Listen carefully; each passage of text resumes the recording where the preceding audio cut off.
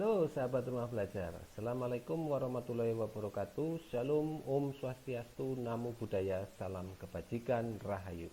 Jumpa lagi dengan saya Pak Pratela, Guru Bahasa Inggris SMA Negeri 50 Jakarta. Kali ini kita akan bicara tentang explanation text. Explanation text adalah kompetensi dasar yang perlu dikuasai oleh peserta didik kelas 12. Oleh karena itu, sasaran utamanya video pembelajaran kali ini adalah peserta didik kelas 12. Secara khusus, secara umum, sasarannya adalah semua sahabat rumah belajar. Diharapkan setelah menonton video ini, sahabat rumah belajar dapat satu, membedakan fungsi sosial, struktur teks, dan unsur kebahasaan explanation text. Kemudian yang kedua, sahabat rumah belajar dapat menangkap makna, baik itu secara kontekstual, baik itu fungsi sosial, struktur teks maupun unsur kebahasaan dari explanation text. Nah, mari kita mulai dengan melihat contohnya. Inilah contoh dari sebuah explanation text. Topik atau judulnya adalah tsunami.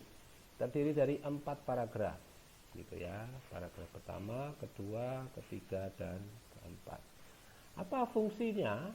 Fungsi dari explanation text ini adalah untuk menjelaskan atau to explain how or why something happens. Menjelaskan bagaimana atau sesuatu terjadi. Apakah betul teks ini menjelaskan sesuatu terjadi? Oh ya, dari mana taunya? Ini di paragraf 1 kalimat terakhir ini ada pertanyaan.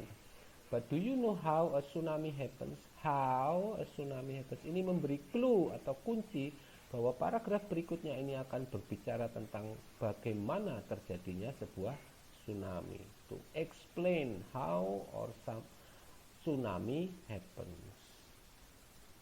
Nah, itulah fungsi sosial dari explanation text. Kemudian yang kedua, struktur teksnya. Explanation text terdiri dari 3 unsur atau komponen, yaitu general statement, yang kedua explanation, dan yang ketiga adalah conclusion. Pada general statement diisi tentang apa itu fenomena atau topiknya. Kalau dalam teks ini adalah apa itu tsunami, diceritakan di sini. Tsunami is atau tsunami are gitu. Itu pada general statement atau introduction. Pada explanation dijelaskan apa itu top tsunami.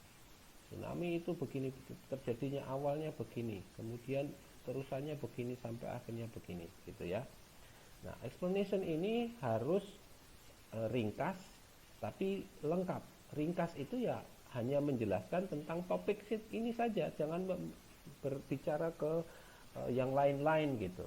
Kemudian yang kedua, lengkap. Lengkap itu ya unsur-unsur yang ingin dijelaskan itu ada semua di situ. Sehingga jumlah paragraf tidak mempengaruhi. Ada yang hanya 1 paragraf, mungkin bahkan bisa sampai ke berparagraf-paragraf, ada sub-sub judulnya lagi, karena memang perlu dijelaskan. Kemudian yang unsur ketiga adalah conclusion atau kesimpulannya seperti apa. Itulah unsur atau struktur teks dari sebuah explanation text. Yang kedua. Yang ketiga, bicara tentang unsur-unsur kebahasaan. Paling tidak ada 9 ciri-ciri kebahasaan sebuah explanation text. Yang pertama, dia berupa simple present tense. Yang kedua, mengandung istilah-istilah bidang ilmu tertentu, misalnya tsunami, digestive system, dan sebagainya. Yang ketiga, kata kerja yang digunakan biasanya kata kerja bentuk pertama. Yang keempat, kata sifat yang digunakan adalah kata sifat yang menggambarkan topik yang dibahas. Yang kelima, kata keterangan yang digunakan adalah kata keterangan yang menggambarkan kerja dari topik yang dibahas. Kemudian yang keenam, harus runtut ya. Supaya apa? Supaya gampang dicerna pembahasannya gitu. Makanya muncul first, and then, after that, finally gitu. Yang ketujuh, gunakan kalimat yang lugas dan sederhana. Hindari penggunaan compound sentence atau complex sentence. Boleh, tetapi jika diperlukan. Nomor 8, karena yang diutamakan adalah peristiwa, maka bukan subjeknya, maka biasanya kalimatnya passive voice atau kalimat pasif. Dan yang terakhir menggunakan causative sentences, because, if, dan sebagainya. Itulah pembahasan kita kali ini tentang explanation text.